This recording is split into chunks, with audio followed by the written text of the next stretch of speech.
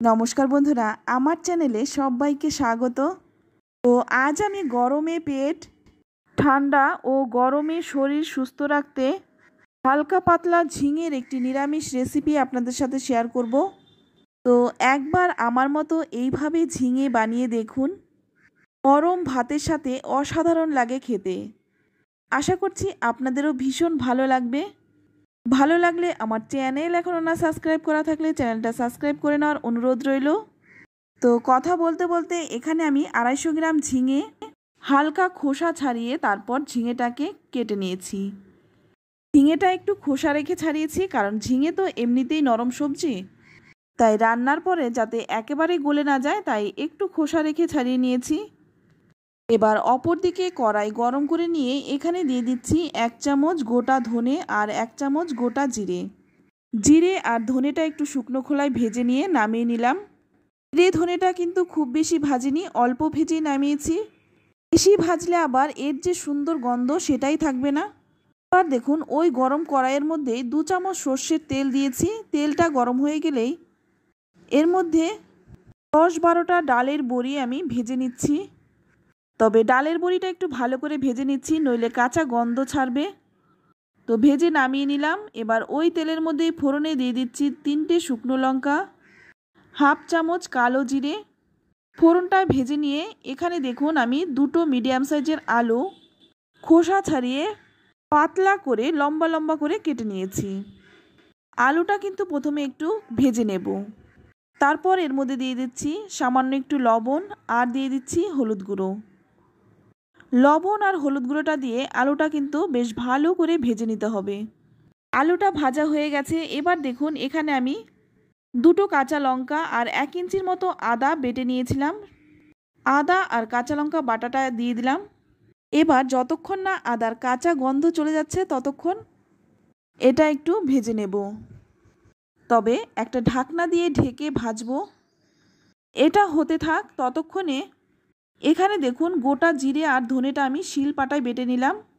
এবার ঢাকনাটা খুলে দেখুন আদা আর কাঁচা লঙ্কার খুব ভালো করে ভাজা হয়ে গেছে। এর মধ্যে কিন্তু আর কোনো কাঁচা গন্ধ নেই। এবার এর মধ্যে দিয়ে দিচ্ছি কেটে রাখা ঝিঙেগুলো। এবার ঝিঙেটা দিয়ে খুব ভালো করে আলুর সাথে মিশিয়ে নেব। এই গরমে কিন্তু একদম উপযুক্ত একটি রান্না। এটা কিন্তু খেতেও ভালো লাগে আর শরীরও কিন্তু ভালো থাকবে, কারণ এটা কিন্তু খুব হালকা একটি রান্না। এবার একটা ঢাকনা দিয়ে ঢেকে 5 মিনিট রেখে দিচ্ছি। তো 5 মিনিট পর দেখুন ঝিঙে থেকে কতটা জল বেরিয়েছে। তো এবার একটু ভালো করে নেড়েচেড়ে নিয়ে এর মধ্যে দিয়ে দেব স্বাদ মতো লবণ। লবণ কিন্তু আমি আলু ভাজার সময় দিয়েছিলাম, তাই সে কথা মাথায় রেখে কিন্তু লবণটা দিয়ে দিলাম। এবার আবারও কিন্তু একটা ঢাকা দিয়ে 4-5 মিনিট রেখে দেব। তো এখন কিন্তু দেখুন আলু ঝিঙে খুব ভালো করে নরম হয়ে গেছে আর কষানোও কিন্তু হয়ে গেছে। তবে এর থেকে আর বেশি কষানোর দরকার নেই, এমনিতেই ঝিঙে রান্না করতে বেশি সময় লাগে না। তো এবার এর মধ্যে দিয়ে দিচ্ছি 1 গ্লাস জল। তবে এই রান্নাটা কিন্তু আমি নিরামিষভাবে করেছি, আপনারা চাইলে চিংড়ি মাছ দিয়েও এই রান্নাটা করে নিতে পারেন। এইভাবে করলে খেতে ভীষণ ভালো লাগবে। তো এদিকে দেখুন ঝোলটা খুব ভালো করে ফুটে উঠেছে আর আলুগুলোও সেদ্ধ হয়ে গেছে। এখন আমি যে ডালের বড়িগুলো ভেজে রেখেছিলাম সেটা দেখুন হাত দিয়ে একটু চাপ দিয়ে আমি ভেঙে নিচ্ছি। তবে সবগুলো বড়ি ভাঙবো না, কয়েকটা বড়ি ভেঙে দিচ্ছি। এতে করে বড়ির যে সুন্দর গন্ধটা সেটা সারা রান্নায় মিশে গিয়ে রান্নার স্বাদটা আরও একটু বাড়িয়ে দেবে। তো এখানে দেখুন আমি যে মশলাটা বেটে রেখেছিলাম সেই মশলাটা দিয়ে দিলাম। আর বাটির মধ্যে একটু মশলা লেগেছিল তাই বাটিটা ধুয়ে একটু জলও দিয়ে দিলাম। এবার দেখুন ভালো করে মিশিয়ে নিচ্ছি। যেহেতু নিরামিষ রান্না তাই এখানে দিয়ে দিচ্ছি 1 চামচ চিনি। চিনিটা দিলে মিষ্টি হবে না, কিন্তু স্বাদটা ব্যালেন্স হবে। এইভাবে রান্না করলে খেতে ভীষণ ভালো হয়। তো 2-3 মিনিট একটু ফুটিয়ে নেব। তো 2-3 মিনিট ফুটিয়ে নেওয়ার পর এখন কিন্তু রান্নাটা প্রায় হয়েই এসছে।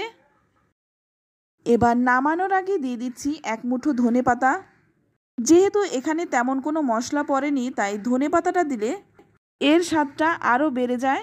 তো ধনেপাতাটা দিয়ে খুব ভালো করে নেড়েচেড়ে মিশিয়ে নেব। তো ধনেপাতাটা দিয়ে ভালো করে নেড়েচেড়ে মিশিয়ে নিয়ে এবার গ্যাসের আঁচটা বন্ধ করে দিলাম। তারপর অন্য পাত্রে নামিয়ে নিলাম। তো হয়ে গেল এই গরমে পেট ঠান্ডা রাখতে ও শরীর সুস্থ রাখতে হালকা পাতলা ঝিঙের অসাধারণ একটি রেসিপি।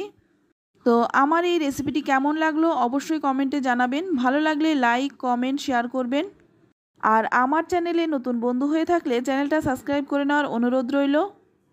তো গরমে একবার হলেও এই রেসিপিটি বানিয়ে নিজে খান, পরিবারের সকলকে খাওয়ান।